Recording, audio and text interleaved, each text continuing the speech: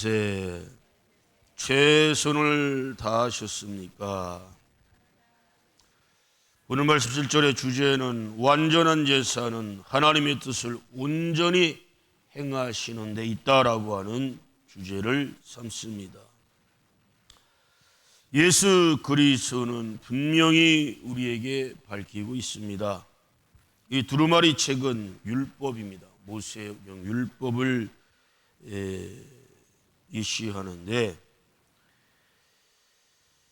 예수 그리스도를 주제로 삼고 있습니다. 나를 가리켰다라고 하는 것은 오실 메시아 그리스도, 바로 예수 그리스도를 예표하고 있고, 또 기록함과 같이 이 땅에 예수님을 보내셨습니다. 아멘. 예수 그리스도를 왜 보내셨습니까? 하나님의 뜻이란 말이에요. 하나님의 뜻. 그 하나님의 뜻이 뭡니까? 십자가 죽으심.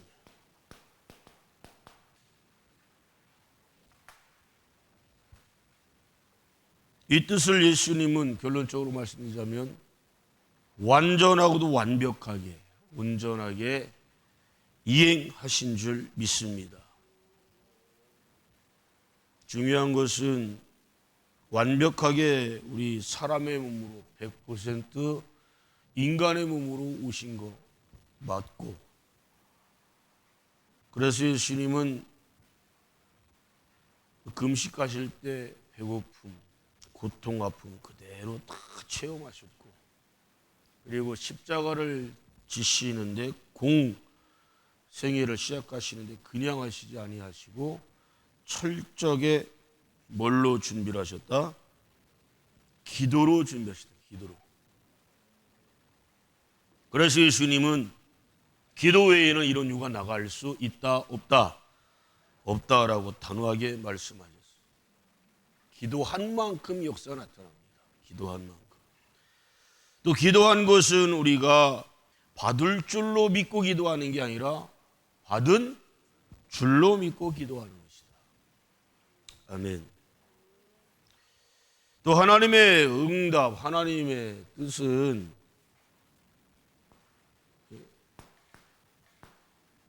무응답도 하나님의 뜻이다. 아멘.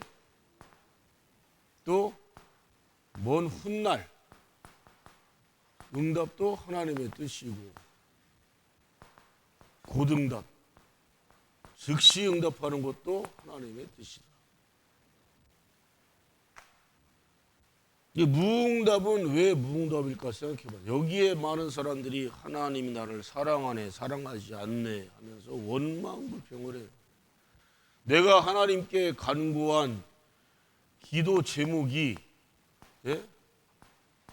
하나님 관점에서 한번 봐야죠. 독사를 달라고 내 손에 뱀을 쥐어달라고 기도하고 있지는 않았는가? 뱀은요, 자기를 잡는 손을 반드시 물게 돼 있어요. 이게 본능이에요, 본능. 내가 기도한 것이 과연 하나님께 영광을 돌리기 위함인가? 아니면 나 스스로 영광을 받고 교만함을 갖기 위한 기도 제목이었는가를 생각해 보시기 바랍니다. 그래서 하나님께서는 아예 응답을 주시지 않는 경우가 많고, 또한 중언부언하는 기도, 졸면서 하는 기도, 가식과 형식으로 하는 그러한 기도는 하나님이 아예 받지를 않으십니다. 지난 6개월 동안 한번 여러분 스스로 생각해 보십시오. 내가 어떤 기도를 했고 어떤 기도에 대하여 응답을 받았는가. 또 먼 훗날의 응답이 있어요. 지금은 때가 아니어서 또 받을 만한 믿음의 그릇이 되지 못해요. 하나님께서 적당한 때, 적당한 시기를 조정하시면서 나에게 딱 맞는 때에 주시는 응답이 있어요. 예를 들어서 어린아이가 나 지금 서울대 들어가고 싶어요. 응답이 곧바로 있을 수 있습니까? 반드시 유초등부, 중고등부 때를 거쳐야 들어갈 수가 있는 거예요. 하나님의 응답이 임할 수 있는 거죠. 즉 나에게 맞는 것을 여러분들이 적재적소에 간구를 해야 될 줄 믿습니다. 또 그때 주시는 것이 하나님의 뜻이란 말이에요. 근데 사람들은요, 대다수가 조급성이 있어요. 조급성. 기도하면서 가장 우리가 스스로 견제해야 될 게 뭐냐? 조급성을 버려야 됩니다. 그래서 뭔가를 기도할 때에도 이것이 하나님의 뜻에 합한 것인지 그렇지 않은 것인지를 좀 알아야 돼요. 어떻게 알 수 있을까요? 말씀에 답이 다 나와요. 하나님 말씀에. 아멘. 또 여러분들의 시대때로 곧 응답받은 거, 즉시 응답받은 거 지난 6개월 동안 들이켜보면 상당히 많이 있을 줄로 믿습니다. 여러분들이 차를 타고 운전할 때마다 하나님 오늘도 무사하게, 오늘도 지켜주옵소서, 운전대에 붙잡아 주시고 안전케 하여 주옵소서. 기도해요, 안 해요? 안 한다면 문제가 심각한 거예요. 내가 잘나서, 내가 운전기술이 뛰어나서, 운전경력이 많아서 내가 안전하게 운전할 수 있다, 그런 생각 갖는 자체가 교만입니다. 그래서 우리가 하나님 말씀에는 자랑하라, 자랑하지 말라. 자랑하지 말라고 하는데 가장 대표적인 것이 운전입니다. 운전은 자랑하는 순간 사고 나요. 큰일 벌어져요. 그래서 제가 늘 얘기하잖아요. 운전은 누가 제일 잘하는 사람이다? 초보 운전자가 제일 잘하는 사람이다. 과속 하려 할 수가 없어. 왜? 해보질 않았는데. 속도감이 뭔지를 알지 못해서 두렵고 떨리는 마음. 그때가 물론 자잘한 사고는 날 수 있겠지. 긁히거나 조금의 접촉사고. 대형 사고는 날 가능성이 거의 없어요. 근데 여러분, 그 기도하는 마음, 또 하나님이 운전대를 붙잡아 지켜주세요, 안전케 해주세요, 곧 응답해 주세요, 안 해주세요. 이런 문제는 곧바로 응답해 주셔요. 왜? 지금 당장 운전하고 있는데. 그러니까 이 세 가지의 의미를 우리가 분명히 알아야 되는데, 하나님의 때를 기다리지 못해서, 이제 때가 안 됐는데, 믿음의 그릇이 안 됐는데, 그걸 알지 못하니까 바로 하나님을 향해 뭐를 해요? 원망을 하고 불평을 하는 거예요. 왜 이스라엘 백성들이 광야에서 40년 동안을 뺑글뺑글 돌면서 결국은 1세대는 한 명도 적과 꿀이는 약속의 땅에 들어가지 못하고 다 광야에서 죽었냐? 공동체이 뭐예요? 원망, 불평, 부정한 소리, 하나님의 뜻에 불순종을 했단 말이에요. 심지어는 모세까지도. 모세가 몇 번 그렇게 상습적으로 불평 원망했어요? 지겨웠겠죠. 지겨웠겠지. 왜? 참 무지한, 간악한, 완악한, 강박한 것들이 탁 하면 모세를 향해서 욕하고 저주하는 건 기본이고, 돌들어서 죽이려고 대들질 않나. 계속 그러니까 그 수십 년 동안 잘 참고 참다가 화가 나가지고 반석을 펑펑 두 번이나 치고, 내가 니들한테 물을 줄까 말까? 물을 지가 주는 거예요? 네? 중보자의 사명을, 지도자의 사명을 순간 망각해버렸어요. 그래서 하나님이 또 뭐라고 응답해 주셔요? 너 또한이라고 말해요. 너 또한. 너 또한이라는 게 뭐예요? 너도 일반 백성들처럼 똑같이 뭘 했다는 거예요? 하나님을 향하여 원망, 불평, 부정한 소리를 했구나. 백성들을 향하여 분노를 말하고 화를 냈구나. 너 또한 적과 꿀이는 약속 땅에 들어가지 못하리라. 그 말씀 모세가 들었을 때 그 마음은 어땠을까 한번 생각해 보세요. 우리 신앙생활이 여러분 이렇게 살얼음판을 걷듯이 매일매일마다 우리 스스로가 조심하고 또 조심해야 될 줄 믿습니다. 한순간 나태함에 빠지거나 한순간 그르칠 때가 많아요. 무엇이 나를 향한 하나님의 뜻인가를 생각해 보십시오. 데살로니가서 5장 16절 18절 말씀에 항상 쉬지 말고 범사에 이는 그리스도 예수 안에서 나를 향한 하나님 아버지의 뜻이니라. 아멘. 쉬울 것 같지만 어렵죠. 왜요? 사도 바울처럼 날마다 나는 십자가에 죽노라라고 하는 고백을 하지 않고는 항상 기뻐할 수 없어요. 왜? 세상이 나를 내버려주지 않아. 환경과 형편현실 처지가 나를 내버려주지 않고 기뻐하게 만들질 않아요. 즉 세상이 상징하는 게 뭐예요? 땅에 속한 것이 사악한 사단 마귀가 공중권세를 잡고 있어요. 모든 것, 나 중심으로 한 모든 것들이 나를 해하려고 하고 공격하려고 하고 넘어뜨리고 잡아뜨리려고 하고 꼬꾸라지게 만들고 결국 입술로부터 불평과 원망을 하게 만드는 것이 이 세상의 모든 것들이에요. 심지어는 가족들까지. 예수님이 다 경고하고 계시잖아요. 네 원수가 여기 있다 저기 있다 하지 말아라. 어디 있다? 네 가족 중에 있다. 가족만 원수입니까? 가족만 원수예요? 그 다음 뭐라고 말씀하셔요? 심지어는 너 자신도 사랑하지 말라는 거예요. 예? 나 자신을 또 너무너무 사랑하는데 하나님보다 더 말씀보다 더 사랑해. 십자가보다 더 사랑해. 그러면 자체가 우상이 되어버리는 거죠.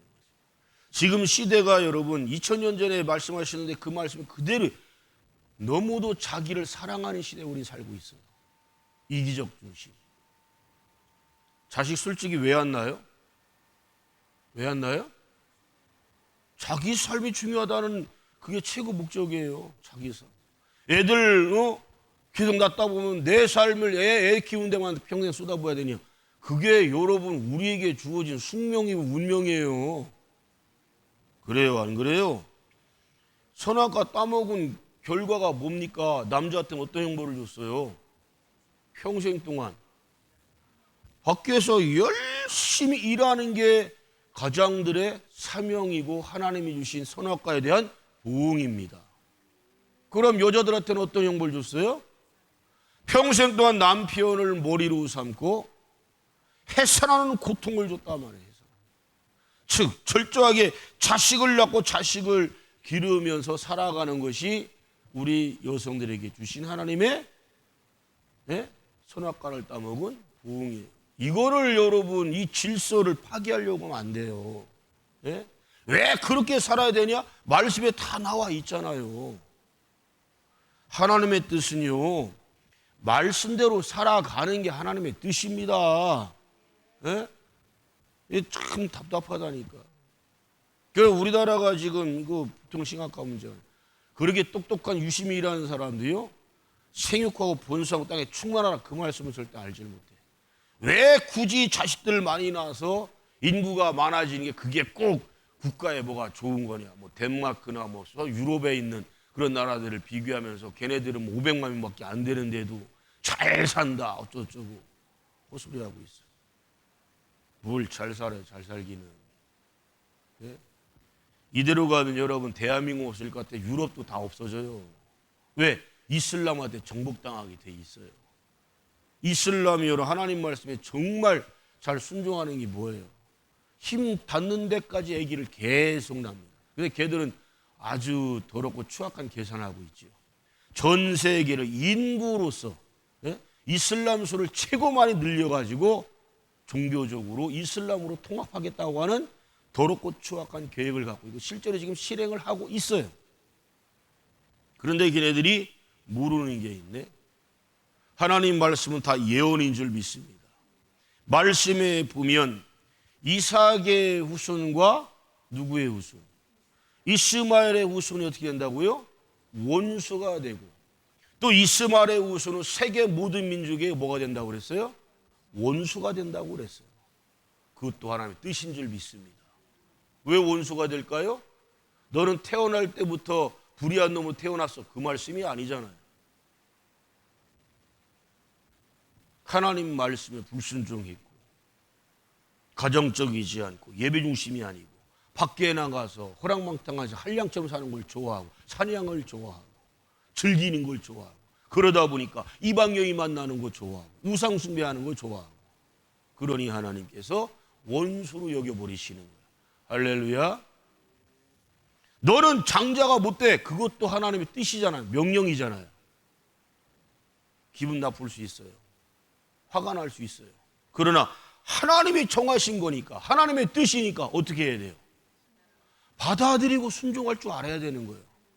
여러분, 하나님 말씀에 자기중심으로 막 해석하려고 하고 자기중심으로 하려고 하니까 못 받으리 말씀이 너무 많아요. 여러분, 말로만 하나님의 뜻에 순종한다 하면 안 돼요. 내 기준점으로 말씀을 자꾸 해석하려고 하니까 자꾸 오답이 나오고 오류를 범하고 말씀에서 벗어나는 게 돼요. 말씀에서 벗어나는 건 다 뭐다? 다 죄예요, 다 죄. 아, 내 생각은 그런데 하나님 말씀이 언제 내 생각들을 하고 있어요? 그냥 말씀에 순종하는 게 이게 믿음이에요. 믿음을 우리는 자꾸 어렵게 해석하는 이들이 많은데, 믿음이 있노라라고 하면 하나님의 뜻대로 행하지 않아. 무슨 믿음이에요, 그게? 죽은 믿음이고. 응? 여러분, 시작한 사단 마귀라는 놈을 추적해 올라오면 그는 원래의 직책이 뭐였어요? 천사장이었어요, 천사장. 수도 헤아릴 수 없는 수많은 천사들의 수장이에요, 수장. 아, 그럼 그 직책임은 그냥 감사 충만하고 만족해야 되지 않을까요? 그러니까 모든 사람들이 마귀의 속성을 갖고 있어요. 본성을 갖고 있어요. 만족이 없어요. 감사가 없어요. 그러니 천사장이라는 놈이 감히 구테타를 일으켜 하나님과 맞짱 뜨려고 까불어. 이름이 착각한 게 있네. 지가 날뛰어봐야 하나님 앞에서 뭐예요? 피조물이요, 피조물. 피조물이 뭐예요? 지금 여러분 앞에 있는 모든 걸 다 피조물이에요. 이거 인간들이 만드는 거 아니에요, 그죠? 앉은 의자가 여러분 기분 나쁘다고, 엉덩이 무겁다고 뭐 이거 반항할 수 있어요? 반항한다면 없애버려야지, 파괴시켜버려야지. 하나님의 뜻에 순종하지 않는 건 하나님이 다 어떻게 해요? 없애버리셨고 죽여버리셨어요. 그래서 우리 주의 백성, 주의 종들을 향하여서도 뭐라고 말씀해요? 너희는 내가 쓰는 막대기다, 도구다라고 말씀하시잖아요. 막대기, 도구가, 도끼가 뭐라고 감히 주인한테 감히 항거를 하고 반항할 수 있겠습니까? 그런다면 그냥 주저없이 없애버리면 돼요. 따라서 하나님은 손해보지 않으신 분이시다. 지난 반년 동안 여러분, 저는 6월 30날만 오면 항상 슬퍼요. 마음이 아파.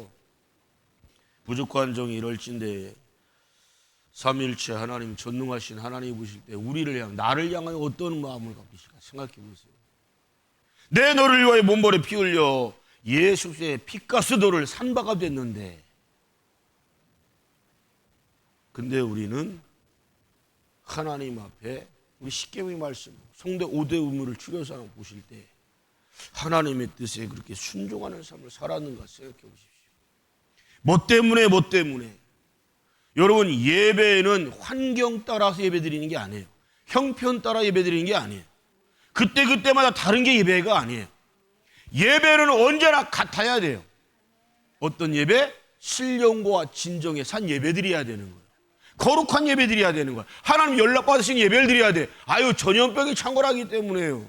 사업이 바쁘기 때문에요. 직장이 바쁘기 때문에요. 아, 개인사가 바쁘기 때문에, 아, 때로는 몸이 아프기 때문에요. 등등등등 이유를 들어서 이것 때문에 저것 때문에 예배 똑바로 못 드려. 오늘은 빠질게요. 오늘은 쉴게요. 됩니까? 예배 드리는 게 여러분, 우리 예수 믿는 사람들이 얼마나 가장 큰 특권 중에 특권인지 아십니까? 하나님께서 이사야 43장 7절 21절에 분명히 선포하고 있죠. 내가 나의 영광을 위하여 창조한 자, 즉 하나님께서 만드신 자를 내게 오게 하라. 우리가 하나님께 어디로 갈 건데? 이곳은 특별히 따로 떼어서 구별된 곳, 하나님께 바쳐진 곳이에요. 선별된 곳이에요. 그것을 우리는 성전이라고 그래요. 아멘. 내가 이곳에 임재한다, 자정하여 계신다. 아멘. 그럼 하나님이 내게 오게 하라는 거 어디로 부르시는 거예요? 성전으로, 예배당으로 부르시는 거예요. 내가 너의 찬송을 받길 원함이라. 아멘. 이사야 또 요한복음 4장 23절 24절 말씀에서는 신령과 진정으로 예배해야 할 자를 하나님이 찾으신다, 부르신다라고 말씀하세요. 그래서 예배는 아파도 예배드려야 되고요, 바빠도 예배드려야 되고, 힘들어도 예배드려야 되고요. 세계 뭐 지금 현재 상황이, 형편, 현실이, 처지가 전염병이 창궐을 해도, 심지어는 전쟁의 소문이 막 일어나고, 심지어 포화 소리가 들려도 우리는 어떻게 된다? 하나님께 나와 예배 드려야 된다. 전쟁이 일어나는데 어떻게 예배 드려요? 여러분, 말씀에 답이 다 나와 있잖아요. 왜? 전쟁은 야훼 하나님께 속했다는 게 뭐예요? 하나님이 주관하신다는 거예요. 그래, 하나님이 주관하시니까 전쟁이라는 건 여러분, 만약에 일어나면 안 되지만 만약에 전쟁이 일어난다 그러면 어떻게 돼요? 수단 방법 가리지 말고 무조건 이겨야 됩니다. 승리해야 됩니다. 그러면 승리는 내가 수단 방법 가리지 않는다고 승리할 수 있습니까? 그럼 어떻게 승리해요? 하나님께 승리 달라고 목숨 내걸고 기도해야죠. 응답 임할 때까지 부르짖어야죠. 아멘? 예수 믿는 사람들이 그렇게 중요한 사람들이에요. 나라의 흥망성쇠를 이끌 수 있는 이들이 바로 예수 믿는 사람들이에요. 기도하는 특권을 마음껏 그때 활용해야 돼요. 저는 한국교회 이 코로나 3년 반 동안 보면서 이렇게 우리가 영적으로 눈이 멀었구나, 깜깜해졌구나, 한국교회 대다수가 가짜였구나 확연하게 드러났잖아요. 아멘. 왜냐하면 하나님께서 뭐가 진짜인지 가짜인지 구분하신다고 그랬어요? 안 하신다고 그랬어요? 알곡과 쭉쟁이를 가르신다고 말씀하고, 양과 염소를 가르신다고 말씀하셨잖아요. 참인지 거짓인지를 가르신다고 했잖아요. 언제 압니까? 언제? 위기 때, 힘들 때, 어려울 때 아는 거예요. 뭐 여기 중에 이 중에 가장 연장자신 안수 집사 너무 체험을 잘했잖아요. 누가 내 이웃입니까? 누가 내 친구입니까? 언제 알아요? 잘 나갈 때? 잘 먹고 잘 살 때? 천만의 말씀. 안 됐을 때, 어려워졌을 때, 망했을 때, 고통 중에 있을 때, 그때 누가 나의 이웃이냐? 누가 나의 친구냐? 그래서 예수님이 친구의 정의를 내리셨잖아요. 진짜 친구는 친구를 위하여 목숨을 버리는 사람이다. 아멘. 다 줄 수 있는 사람이고 베풀 수 있는 사람이란 말이에요. 힘들다, 어렵다, 안 됐다, 망했다 이런 소리는 아주 얼마나 삽시간에 숨 퍼진지 몰라요. 평상시에 전화도 잘하고 그렇게 친근하고 좋았던 관계가 그 순간에 싹 연락 끊어버리고, 혹여라도 연락이 되면 손수 치면 내가 더 죽겠다, 힘들다, 아프다, 별의별 소리 다 하잖아요. 그러니 여러분, 누구를 믿어요? 부부관계도 여러분, 왜 둘 다 똑같이 건강해야 되는 줄 아십니까? 김병애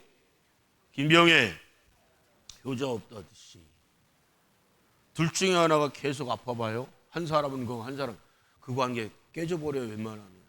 성령님이 함께하지 않은 진짜 예수 믿는 그런 관계가 아니라면 대다수 깨진다니까요. 1997년 IMF 때 얼마나 많은 가정들이 깨졌습니까? 그거 다 가짜들 아니었어요? 가짜 부부관계, 가짜 부모자식 관계 아니었어요? 노숙자가 왜 수만 명이 만들어집니까? 사업이 망했지 가정이 망한 거 아니잖아요. 부부관계, 부모자식 간의 관계가 깨진 거 아니잖아요. 그래 안 그래요? 그러니 가짜들이요, 가짜들. 그러니 그런 걸 보면서 누구를 믿을 거예요? 누구를 신뢰할 거예요? 예수님이 자신 있게 말씀하셨잖아요. 나만 믿으라, 나만 따르라. 이게 하나님의 뜻이에요. 왜? 예수님은 단 한 번도 나를 배신한 적이 없고, 나를 떠나신 적이 없고, 나를 아프게 슬프게 한 적이, 나를 억울하게 한 적이 있다 없다? 없다. 그러니 예수님만 바라고 믿어야 돼요. 지난 6개월 동안, 반년 동안 내가 그렇게 살아왔나? 나 자신을 바라보란 말이에요. 우리는 수도 없이 주님을 배신해. 찬송가 412장처럼 우리는 늘 주님을 배신했단 말이에요. 그럼에도 불구하고 주님은 언제나 내게 두 손 번쩍 들으시고 환영의 손으로 내게 오라 내게 오라.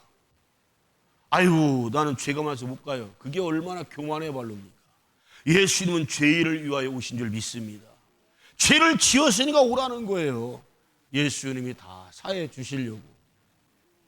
지난 6개월 동안에 주신 말씀 가운데 내가 순종을 많이 했나 불순종을 많이 했나 생각해 보세요. 예수님이 나 같은 죄인을 위하여 십자가를 지셨는데 내게 주신 십자가를 지고 가는 게 하나님의 뜻인데 과연 내가 지고 가는 십자가를 내가 온전히 기쁨으로 감사하면서 지고 갔는가, 기도하면서 지고 갔는가 생각해 보십시오. 사랑하는 성도 여러분, 세상에 대하여서 지지 마시길 바랍니다. 지금의 현실 환경에 지지 말기를 바랍니다. 그래 많은 지는 사람이 누굽니까? 현실주의자들이 지는 거예요. 오늘 현상만 봐요. 현상. 여러분 그 현상 속에 하나님의 뜻을 발견할 줄 아는 사람이 되어야 됩니다. 우리가 구약이든 신약이든 하나님께 만복받은 사람들, 하나님께 귀하게 쓰임받은 사람들을 보면 인생에 핍박과 고난이 없는 사람 한 명도 없습니다. 귀하게 쓰임받았습니다. 사도 바울이 여러분 사울의 이름으로 있어 참 잘 나갈 때 가문도 가정도 모든 게 풍요롭고 권력이 있고 했을 때 하나님이 그를 쓰십니까? 안 쓰시잖아요. 그런데 예수 그리스도를 믿는과 함께 영접함과 동시에 그는 세상에서 자랑거렸던 걸 다 뭘로 여겼더라? 배설물로 똥오줌으로 여겼더라. 다 버려서 다 포기해버렸어요. 그 포기하는 대신에 예수 그리스도의 십자가를 굳건히 붙드는 줄로 믿습니다. 이제 십자가를 지고 가는 가운데 그 평탄한 길만 갔습니까? 천만의 말씀. 예수님이 가신 십자가 길을 따라가면 모든 사람들에게 고난과 핍박은 필연적으로 옵니다. 그래서 말씀하시잖아요. 너 핍박이 있어 없어? 고난이 있어 없어? 없는데요. 그냥 형통만 하고 그냥 뭐 평탄하게 그냥 잘 먹고 잘 살고 있는데요. 그랬더니 여러분 예수님 뭐라고 말씀하셔요? 너와 나는 상관이 없다. 상관없다는 게 뭐예요? 연계성이 하나도 없다는 거예요. 관련이 없다는 거예요. 예수님과 관련 없는 삶이 그게 예수 믿는 삶이에요? 불신자의 삶이에요. 우상숭배의 삶이에요. 여러분 예수 그리스도의 이름을 증거하는 삶, 전도하는 삶을 살 때 두려워하지 마십시오. 핍박과 고난은 필연적으로 옵니다. 온갖 조롱소리 들을 거고 10년 비판, 욕도 들을 수 있어요. 아니면 왕따도 당할 수 있어요. 그거 여러분 괜찮아요. 예수님이 어느 마을에 가도 언제나 환영받았습니까? 심지어는 예수님의 고향 나사렛에서 죽을 위기까지 갔어요. 그 참놈들이 예수님을 죽이려고 그랬단 말이에요. 왜? 지들 재산상에 손해 좀 봤다고. 근데 예수님은 재산상에 손해를 봐도 그들을 구원해 주시려고 갔는데 제발 이 마을에서 떠나달라고 요청을 하는 거예요. 여러분 그런 기도를 하면요 예수님은 바로 어떻게 응답하신다? 곧바로 응답하시오. 그리고 두 번 다시 예수님이 나사렛에 가셨다 안 가셨다? 십자가 가지고 죽으실 때까지 예수님은 나사렛이라는 곳을 두 번 다시 찾지 않습니다. 자기 고향 땅인데